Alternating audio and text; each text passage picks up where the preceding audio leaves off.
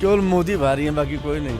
हमें तो समझ में नहीं आ रहा भाजपा सरकार के बारे में जो ये इंडिया गठबंधन की नीयत ही नहीं सही। जनता जिसको जनादेश देती है उसी को मुख्यमंत्री बनना चाहिए।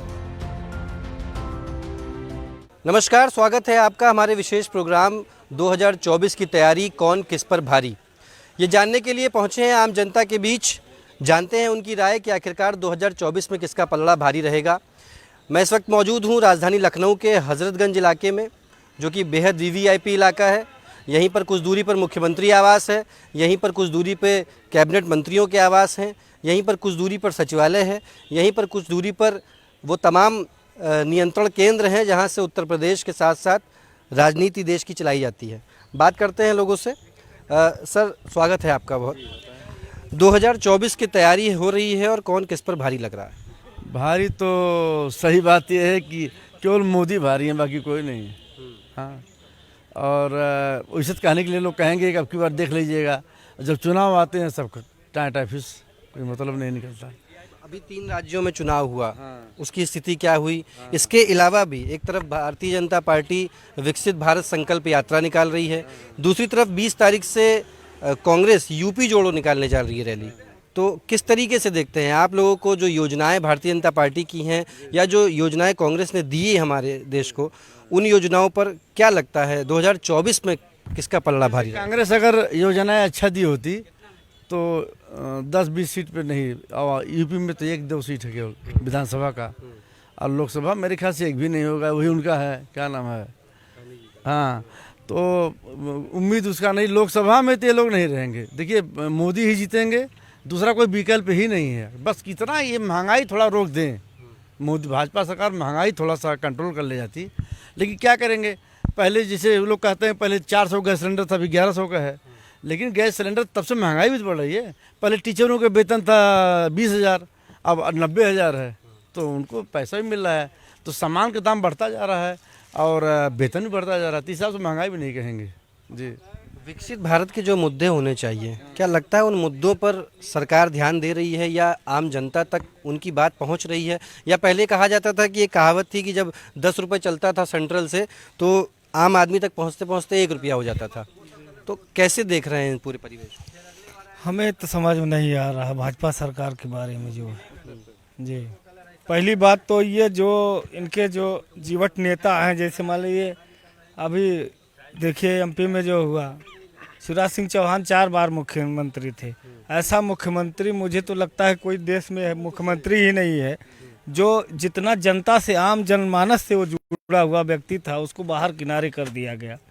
ये सबसे बड़ी बात है। इस तरह से अगर करें भाई, मुझे नहीं लगता कि आप आएंगे दोबारा। लेकिन ये उदाहरण आपका सर ठीक है, मगर एक तरफ आप ये भी देखिए कि एक आम कार्यकर्ता के अंदर खुशी की लहर दौड़ गई कि मैं भी शायद कुछ बन जाऊं।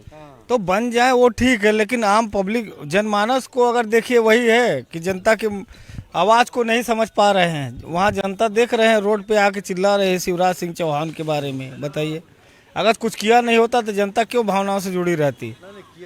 तो हमारे कहने का मतलब, ऐसे जीवट के नेताओं को जो दरकिनार कर रहे हैं, ये इनके लिए भारी पड़ेगा। और भी बड़े बड़े मुद्दे हैं, महंगाई, बेरोजगारी। कल भी संसद में इस बात को लेकर के युवकों ने उग्र हो गए, क्योंकि उन्होंने कहा कि रोजगार नहीं है और जो योजनाएं हैं वो सही नहीं हैं। अब योजनाएं धरातल पर देखेगी तभी समझ में आएगा। अभी मतलब थोड़ी काम तो है ही है, काम नहीं इन्होंने किया है, लेकिन जो महंगाई सबसे बड़ा मुद्दा है, बेरोजगारी सबसे बड़ा मुद्दा है, इस पर कोई फोकस नहीं है इनका। अभी अगर महंगाई कंट्रोल कर लें तो सरकार कोई गलत नहीं है। क्या लगता है सर, 2024 की तैयारी लगभग पूरी कर रहे हैं सब? हालांकि ये भी कहा जाता है कि भारतीय जनता पार्टी अपना सर्वे जो है 2 साल पहले से ही शुरू कर देती है। कांग्रेस की अपनी अलग रणनीति है, यूपी जोड़ो यात्रा निकालने जा रही है। कैसे देख रहे हैं पूरे परिवेश को? क्या लगता है 2024 में किसका पलड़ा भारी? योगी और मोदी दोनों लोगों को। योगी और मोदी तो है, मगर योजनाओं पर भी तो बात होगी। आखिरकार आम जनता के हाथ क्या लग रहा है, इस पर भी तो बात होनी चाहिए। अब आम जनता के लिए तो जो कर रहे हैं सही कर रहे हैं, सरकार जो कर रही है सही कर रही है। अब वो लोगों को लगता है कि वो मतलब ऐसा है वैसा है, अपनी जगह पे सरकार सही कर रही है। देखिए, यात्रा कोई निकाले, यात्रा निकाल रहे हैं, धीरज साहू आ जा रहे हैं, वो भी साथी रहते हैं। तो मुझको तो ये लगता है कि भारत का जितना उधारी है विश्व में, जो वर्ल्ड बैंक का, अगर ऐसे जैसे पुराने कैबिनेट मंत्री जो रहे हैं कांग्रेस में, अगर एक एक लोगों का पैसा झरवा लिया जाए, वही पूरा पैसा भारत का कर्ज ही खत्म हो जाए, इतना पैसा लूटे हैं सब। तो इसलिए खाली मुंह से बोलते हैं, करते कुछ नहीं, सारा पैसा डंप कर रहे हैं, लेकिन इटली ले जाते हैं, वहाँ पे सेटिंग करते हैं। इन लोगों का काम यही है। लेकिन दूसरी तरफ ये भी देखिए, इंडिया एक गठबंधन बन रहा है, पूरे देश के नेता उसमें, और देश के कद्दावर नेता जुड़ रहे हैं। कोई ऐसा नेता नहीं है जो छोटे लेवल पे हो, छोटे स्तर का हो। अखिलेश यादव कहाँ एक साथ तो आई ना, जैसे मेढक को तोड़ना तराजू में, इंडिया गठबंधन को साथ ले चलना संभव ही नहीं है। यही है, उधर नाराज होंगे, उधर नाराज होंगे। इसने इंडिया गठबंधन को एकत्र किया नीतीश कुमार ने, उसको दरकिनार कर दिया गया। भाई उसकी ख्वाहिश ये थी कि मतलब सब लोग एकजुट होकर के एक स्तंभ बना करके चलें। उन्होंने पूरे देश भर के नेताओं को, इंडिया गठबंधन के लोगों को एक किया, और लालू यादव ने उनको किनारे कर दिया। तो ऐसे थोड़ी गठबंधन चलता है, सबको साथ लेके चलना पड़ेगा ना भाई साहब।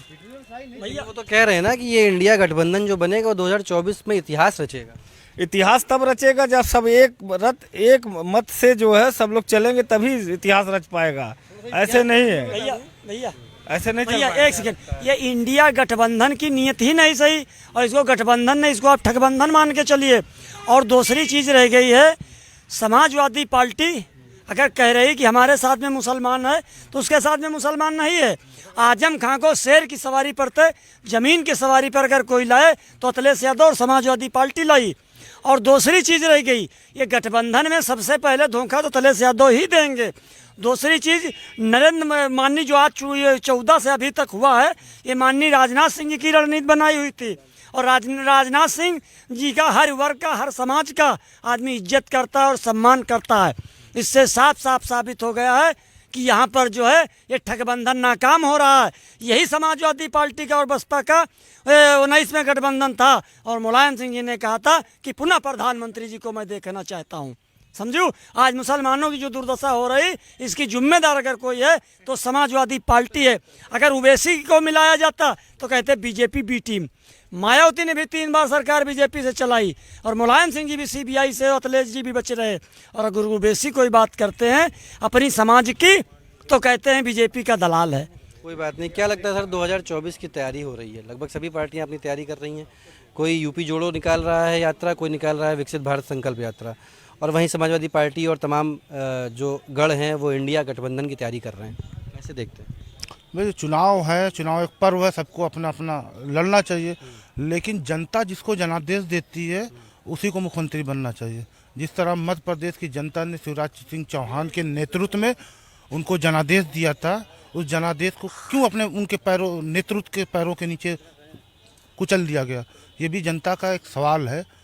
जनता अगर जाना, तो ये कह रहा है ना कि भाई शिवराज सिंह चौहान ने भी ये कहा कि मैं अपने लिए कुछ लेने नहीं जाऊंगा, मैं दिल्ली जाना ही नहीं पसंद करूंगा। खासकर एक कार्यकर्ता में खुशी की लहर है, क्योंकि वो समझ चुका है कि अगर एक लास्ट में बैठे व्यक्ति को उठा करके मुख्यमंत्री बना दिया जाता है राजस्थान में।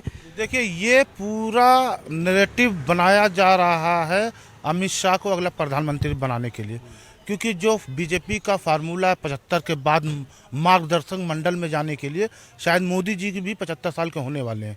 हो सकता है अमित शाह अपने जितने कांटे हैं उनको शायद किनारे लगाने के चक्कर में शिवराज सिंह चौहान का हश्र जो हुआ शायद उसी वजह से हुआ है। बाकी अगला उनको जो काटा है उत्तर प्रदेश के मुख्यमंत्री योगी आदित्यनाथ हैं, हो सकता है उनको भी 24 से पहले साइडलाइन कर दिया जाए। क्या लगता है सर, तमाम रोजगार के मुद्दे हैं, डीजल का मुद्दा है, पेट्रोल का मुद्दा है, गैस की रसोई का मुद्दा है, बहुत से ऐसे मुद्दे हैं, तमाम योजनाओं को लेकर के है। 2024 में एक तरफ पूरा गठबंधन है इंडिया, एक तरफ भारत, कैसे देख रहे हैं, क्या लगता है? जिस तरह से छत्तीसगढ़ में, मध्य प्रदेश में, राजस्थान में चुनाव कराए हैं इन्होंने, पूरे देश की जनता चिल्ला रही है कि ईवीएम मशीन का मुद्दा है और ये सही निष्पक्ष चुनाव नहीं हो रहे हैं, तो क्यों नहीं बैलेट पेपर से करा देते? हर आदमी को वोट अपना देने का अधिकार है, इनको तो अपना बैलेट पेपर से अब कहाँ, अब आप डिजिटल इंडिया की तरफ बढ़ रहे हैं, तो बैलेट पेपर से चुनाव कैसे हो? पहले तो बैलेट पेपर लूट लिए जाते थे। तो हैक हो रहे हैं, तो सत्ता तो फिर 24 में इनकी आनी, जब तक आयोग इसकी निष्पक्षता से जांच करवा चुका है, कह चुका है। कहाँ कर रहे हैं? इनकी कोई शिकायत सुनी जा रही है? विरोधियों की, विपक्ष पार्टियों की, चुनाव आयोग कोई कहा तो गया उन्होंने, इन्होंने महाराष्ट्र के उन्होंने चुनाव के लिए जो अपने ईवीएम के लिए कहा था और जो बयान इन्होंने दिए हैं मोदी जी ने, उसके लिए कहा था ना कि उनके पिता के खिलाफ मुकदमा लग गया था, इनके खिलाफ क्यों नहीं हुआ कार्रवाई। और जो ये काम कर रहे हैं केवल ये सत्या हत्याने का काम कर रहे हैं। मोदी जी ने पहले वाले उसमें इनकी इतनी लोकप्रियता थी, बड़ा लोगों को विश्वास था, हमें भी विश्वास था, पब्लिक को भी विश्वास था कि ये बाहर जो पैसा गया है ये वापस लाएंगे। किसी का आया अभी तक? बाहर नहीं गया, मगर जो देश में पैसा था लोगों के पास, जैसे अभी एक कांग्रेस के बड़े नेता हैं उनका नहीं था पैसा, कुछ कहा था कि बाहर बिल्कुल कहा है, काली काला पैसा जो है वापस। पहले वाले उसमें चुनाव में पहले हियां के काला धन निकाल लेंगे तब विदेश। पहले जब इन्होंने जो भी अपने कमिटमेंट किए थे कि हमारे ये मुद्दे हैं, हाँ अगर हम बनते हैं तो हम ये करेंगे, कोई किया? क्यों नहीं किया? योजनाएं तो जो सरकार की विकलांग बना रहे हैं। आप बताइए कहाँ रोजगार मेरा लोगों को? आप हमको फ्री में नान दीजिएगा, दाल दीजिएगा, नमक दीजिएगा, हम क्यों काम करेंगे किसी का? लोगों को रोजगारों को कौशल विकास योजना कर दी। ग्रेजुएट आदमी कौशल विकास से डिप्लोमा करेगा, वो नौकरी करेगा? आप बताइए मुझे। जब मुझे आपने देखी चना दाल चावल तमाम वो करिए, लेकिन ऐसा ना करिए कि उनको निकम्मा बना दीजिए। जब उनको फ्री में खाने को मिल रहा है वो बैठे अपना चुप। बेरोजगार फ्री वाला मामला लेंगे तो आम आदमी पार्टी तो देखिए पंजाब में सरकार बना ली। हम बेरोजगार हैं, अगर हमको फटाक से लोन मिल गया, हमको दुकान खोल ली हमने, हम भूल जाएंगे कि नौकरी करनी है, क्योंकि हमारा दिमाग उस लोन को चुकाने में लगेगा। नहीं चुकाएंगे तो डिफाल्टर हो जाएंगे। तो काम जो कर रहे हैं वो अपना, और अभी इसके पहले कहाँ कहाँ की सत्ता गिरी, कहाँ कहाँ की नहीं गिरी, निष्पक्ष क्यों नहीं कराते? सबके लिए बढ़िया है, लेकिन काम धरातल पर नहीं हो पा रहा। और भी लोग हैं, बात करते हैं। सर कैसे देखते हैं, क्या आपका क्या अनुमान है? बहुत सारी राय मिल रही हैं यहाँ, सुन के भी अच्छा लग रहा है कि लोग इतने जागरूक हैं। कैसे देखते हैं 2024 में किसका पल्ला भारी देख? इंडिया गठबंधन का सरकार बनेगी। कैसे तय करेंगे वो अपना नेता? नेता तो तय है, और नेता फिर तो संसदीय दल की बैठक होती है, उसमें तय होता है। तो इसमें कोई नेता के लिए कोई दिक्कत नहीं है। मामला मुद्दे का है, देश की समस्या है, 140 करोड़ लोगों की समस्याएं हैं, जिसमें कोई और नेता कौन रहेगा ये कोई बड़ी समस्या नहीं है, ये तय हो जाएगा। ठीक है, और भी लोग हैं, बात करते हैं। सर क्या लगता है, सबकी अपनी अपनी राय है, आपकी अपनी क्या राय है? देखिए हमारी राय थोड़ी अलग है।